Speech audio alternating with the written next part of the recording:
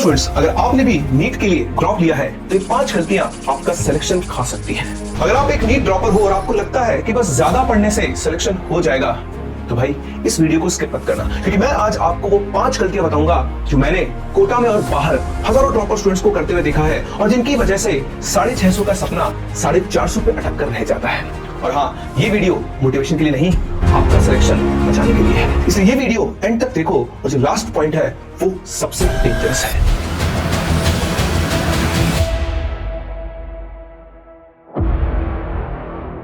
NEET के लिए drop लेना कोई कमजोरी या गलती नहीं होती, लेकिन ड्रॉप ईयर को लाइटली लेना ये सबसे बड़ी गलती होती है।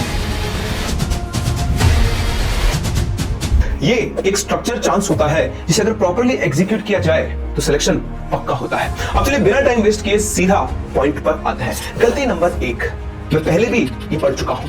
सबसे कॉमन डायलॉग जो टॉपर्स बोलते हैं, ये तो मुझे आता है सर, लेकिन सोचो अगर आता ही होता तो लास्ट अटेम्प्ट में क्वेश्चन गलत क्यों हुआ। ड्रॉप ईयर में सबसे ज्यादा लोग ओवर कॉन्फिडेंस की वजह से फेल होते हैं। बायो में बोलते हैं एनसीईआरटी हो गई है, फिजिक्स में बोलते हैं फॉर्मूला याद है, डेरिवेशन की जरूरत नहीं है, केमिस्ट्री में बोलते हैं थ्योरी आती है और बाकी जो बचा उसे लास्ट में रट लेंगे।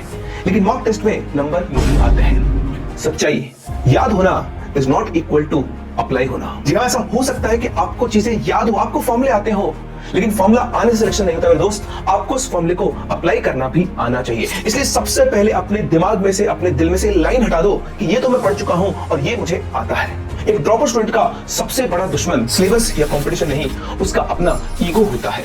इसलिए बहुत बारीकी से चीजों को समझो और एक लिस्ट बनाओ कि आपके कौन कौन से चैप्टर में कौन कौन से टॉपिक्स वीक है। ये लिस्ट बहुत जरूरी है। अब इसके बाद चलते हैं आपकी गलती नंबर 2 पर, बिना सिस्टम के पढ़ना। आज मूड बना तो 10 घंटे पढ़ लिए और कल मूड खराब था तो 2 घंटे भी नहीं पढ़े। इसे हम स्ट्रैटेजी नहीं कहते हैं, यह इमोशनल होके पढ़ना, और इमोशनल होके पढ़ने से नीट क्रैक नहीं हो सकता। अगर आपको वाकई में नीट क्रैक करना है तो आपको एक प्रॉपर सिस्टम से पढ़ना होगा, एक सिस्टम बनाना होगा, उस सिस्टम को फॉलो करना होगा और तभी जाके आप नीट के इस एग्जाम को क्रैक कर पाएंगे। इसलिए कहते हैं कि सिस्टम से चलोगे तो नीट निकाल लोगे और इमोशन से चलोगे तो सिस्टम फाड़ लोगे। सिस्टम बिल्कुल सिंपल है। रूल, हर दिन सिर्फ 3 चीजें क्लियर होनी चाहिए। आज क्या पढ़ना है, वेरी इंपॉर्टेंट। आपको पता होना चाहिए कि आज मुझे क्या पढ़ना है और कितना पढ़ना है। दूसरा, आज क्या रिवाइज करना है, क्योंकि पैरेलल रिवीजन एक बहुत ही इंपॉर्टेंट फैक्टर होता है जब आप अपने किसी भी कॉम्पिटिटिव एग्जाम की तैयारी कर रहे होते हैं, क्योंकि महीने भर पहले पढ़ा हुआ, 20 दिन पहले पढ़ा हुआ भूलने लग जाता है। तो दिन का एक टाइम इंटरवल, एक स्लॉट आपको पैरेलल रिवीजन के लिए रखना चाहिए। और तीसरी इंपॉर्टेंट चीज, आज कितने क्वेश्चंस करने हैं। अगर आपने इन 3 चीजों का सिस्टम बना लिया तो आपको सिर्फ एक लूप को फॉलो करना है, read, practice, revise, repeat. Read, practice, revise, repeat, read, practice, revise, repeat. अगर आपके ये तीनों टिक नहीं हो रहे हैं, आप बस बिजी हो, प्रोडक्टिव नहीं, आप सिर्फ अपना समय काट रहे हो, आप पढ़ाई नहीं, आप घिसाई कर रहे हो। गलती नंबर 3, मॉक टेस्ट से भागना। ये बात कड़वी है, लेकिन जो ड्रॉपर स्टूडेंट्स मॉक टेस्ट से डरते हैं वही फाइनल एग्जाम में जाकर फंसते हैं। 450 आ गया तो बोलते हैं डिमोटिवेट हो गया हूं, दिमाग खराब हो गया है, चीजें काम नहीं कर रही है, तो बहुत अच्छे से मेहनत कर रहा हूं, पढ़ाई कर रहा हूं।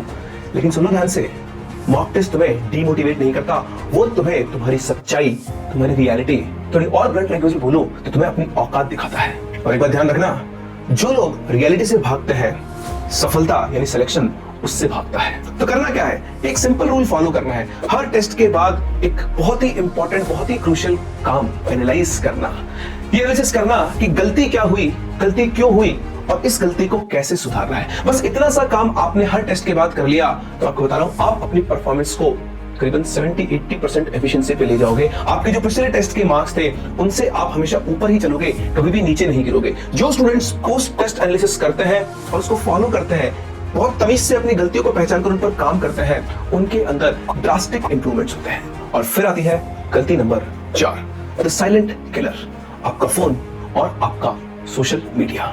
हर 10 मिनट में फोन की शक्ल देखोगे, रील्स देखोगे तो दिमाग पढ़ाई में कहां लगेगा। तुम रील्स नहीं भाई, अपना टाइम स्क्रॉल कर रहे हो और वो इस दुनिया की सबसे बड़ी करेंसी है। और फिर बोलते हो कि टाइम ही नहीं मिलता पढ़ने का। सच तो यह है कि टाइम तो है, लेकिन आपके उस टाइम को आपका फोन और आपका सोशल मीडिया खा जाता है। रात के 2 बजे तक किताब खोलकर रील्स स्क्रॉल करना, मोटिवेशन की वीडियोस देखना और फिर बोलना कि मैं रात को पढ़ लेता हूं, ये सेल्फ डिसेप्शन है।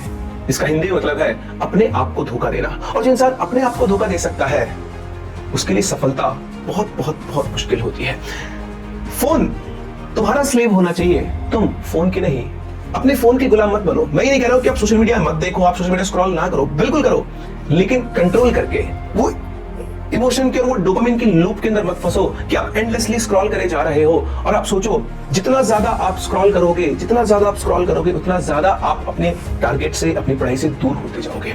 इसलिए फोन का लिमिटेड यूज करना सीखो। It will give you unlimited benefits. और फिर आती है गलती नंबर 5, सबसे डेंजरस, अकेले लड़ना। जी हाँ, ड्रॉप ईयर में सबसे हैवी चीज होती है लोनलीनेस। पेरेंट्स एक्सपेक्ट करते हैं, दोस्त आगे निकल जाते हैं और आप रात को ऊपर छत की तरफ देखते रहते हो। और सबसे इंपॉर्टेंट चीज, ये बात आप किसी से डिस्कस भी नहीं कर पाते हो। तो सुन लो भाई, नीट अकेले क्लियर नहीं होता। एक गाइड, एक मेंटर या फिर एक सपोर्ट सिस्टम चाहिए। स्ट्रांग बनना अच्छा है, पर चुप रहना डेंजरस है। कोई एक इंसान ऐसा ढूंढो जिसे आप अपने सारे गम, सारी फ्रस्ट्रेशन, सारे दुख, सारी परेशानियां कह सको, शेयर कर सको। चाहे वो एक दोस्त हो या एक मेंटर या फिर आपका एक गुरु। क्योंकि जीवन में गुरु आपको वो गलतियां करने से बचा सकता है जो कि आप करोगे ही करोगे।